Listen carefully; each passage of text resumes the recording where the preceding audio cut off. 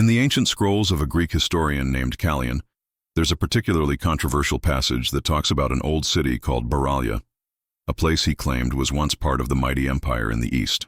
According to him, every woman in Baralia was required, at least once in her lifetime, to sit outside the temple of the goddess Elathra and accept money from a complete stranger. When the stranger tossed a coin in her lap, she had to sleep with him. She couldn't refuse, because that would be considered an offense against the goddess. The coin, no matter how small, was made sacred by the act. Only after fulfilling this duty could the woman return to her home. Callion described this as a divine tradition, something holy, something expected of all women. What he was talking about is now referred to by scholars as sacred prostitution. But historians have argued over it for centuries. Did it actually exist? Was it misunderstood? Or was it simply made up by men like Callion who misunderstood what they were seeing, or worse, intentionally painted other cultures in a negative light? This is where our journey begins. Because for all the scrolls and stories passed down, very little proof exists to show that this ritual ever truly happened the way Callion described. And yet the idea that some women were expected to give up their bodies in the name of the divine has echoed for thousands of years. Some say it was spiritual, others say it was slander. But whether sacred or shameful, real or imagined, the myth of the holy concubine never quite disappeared. Long before the rise of Greece or Rome, there was Sumerai, one of the first known civilizations on Earth. While the rest of the world was still trying to tame fire, the people of Sumerai had already built temples, carved out cities, brewed their own drinks, and scratched out their stories on clay tablets. At the heart of their society was the goddess Alina, a fierce deity of both love and war. Her priestesses weren't just religious figures, they were political players, landowners, and symbols of divine connection. Among them were the Inuri, powerful women chosen from royal bloodlines who lived within the temple walls. They weren't wives, not in the traditional sense, but they were called brides of the divine. These Inuri took part in sacred ceremonies like the Solari rite, where the king would symbolically marry the goddess through one of these high priestesses. It may have been a metaphor, a ritual filled with dance, song, and poetry, but some ancient sources hint that it could have also involved physical union. Whether it was theatrical devotion or something more intimate remains a matter of debate. Then there were the Nava, another order of priestesses who were strictly forbidden from marrying or having children. They lived in temple-run sanctuaries, controlled estates, managed wealth, and held enormous sway in political affairs. If they were expected to engage in sacred sex, it would make little sense for them to be banned from bearing children. That contradiction alone casts doubt on the idea of an institutional system of divine intercourse. But the biggest mystery of Sumerai comes from a group called the Shalitu, women often associated with temple life, but never clearly defined. Some ancient texts call them holy attendants, others translate their title as courtesans, and a few simply refer to them as ritual workers. The lines were blurred. In the famous epic of Tamurak, the wild man Endu is said to have been tamed, civilized, by a woman named Charita, a Shalitu who lay with him for 6 days and 7 nights. After that, he was no longer a beast of the wild, but a man who could speak, reason, and worship the gods. To some, this is evidence of religious intimacy, a moment where spiritual and physical realms overlapped. To others, it's just ancient myth, poetic license taken to an extreme. What's certain is that the people of Sumerai blended passion and piety in ways that made later cultures deeply uncomfortable. They didn't separate pleasure from worship the way later societies tried to. To them, the body was part of the spirit, and the sacred wasn't always chaste. While the people of ancient Sumerai blurred the line between ritual and romance, it was the city of Baralia, what later Greeks called Babylon, that carried the most infamous reputation. Once again, it was Callion, the Greek traveler and historian, who stirred the fire. He wrote that in Baralia, every single woman, rich or poor, noble or commoner, was obligated to offer herself once in her lifetime at the temple of Elathra, goddess of love and power. The woman would wait outside the temple, seated quietly, until a stranger tossed coins into her lap. No matter the man or the amount, she could not refuse. That, Callion insisted, was the law of the goddess. But modern scholars have poked holes in that story. No other ancient account supports this claim. Not one tablet carving or excavation site confirms it. It sounds wild, almost too wild. And maybe that's because it was. Many believe Callion was either deeply misinformed or deliberately exaggerating. He was known to spin tales to make foreign cultures seem exotic or immoral. After all, what better way to prove your own people's superiority than to paint everyone else as shameful? Still, that doesn't mean the people of Beralia didn't combine religion with intimacy in other ways. The temples of Elathra weren't just places of prayer. They were hubs of music, art, dance, administration, and economic life. Women worked there as singers, dancers, property managers, even scribes. But were they concubines? Or were they just professionals serving in sacred spaces?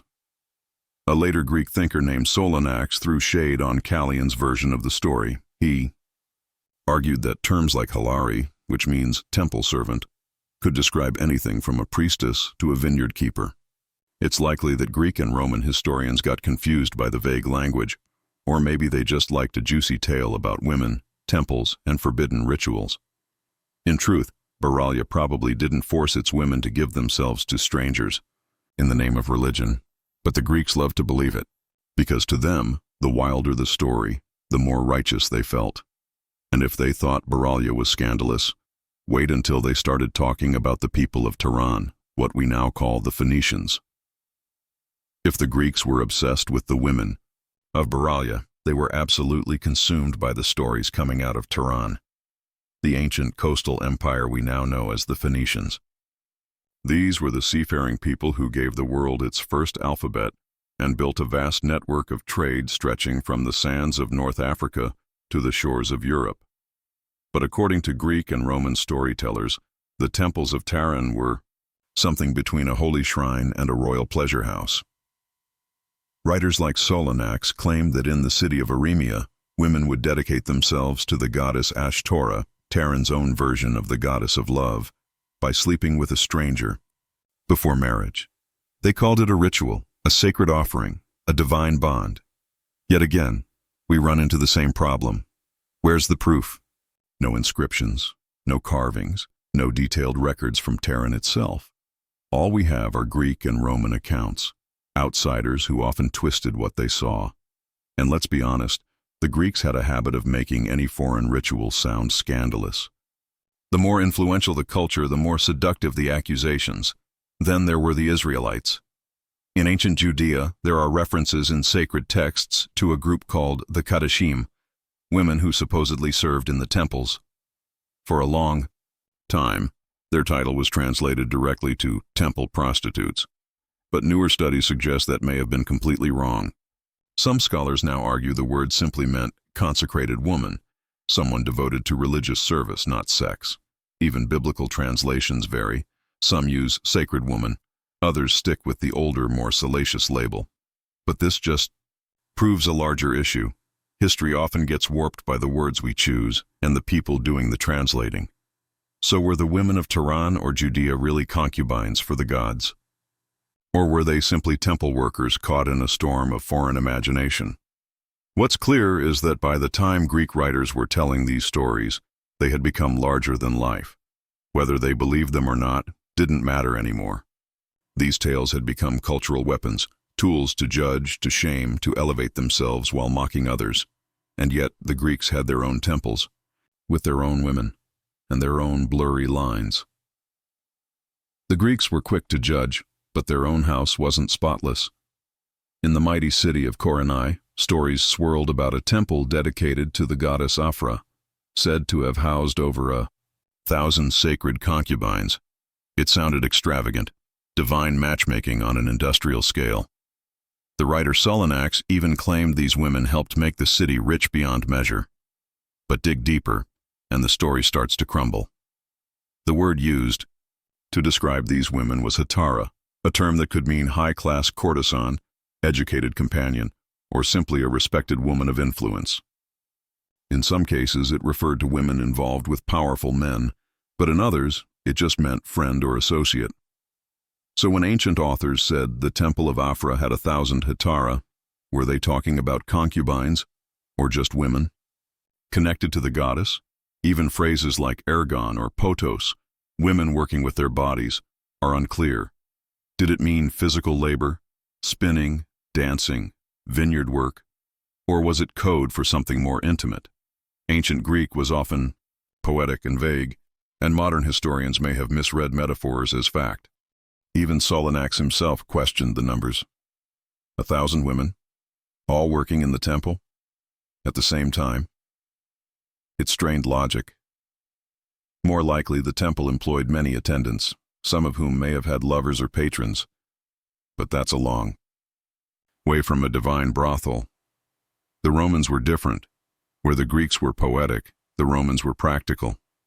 They weren't interested in whether intimacy in temples was real.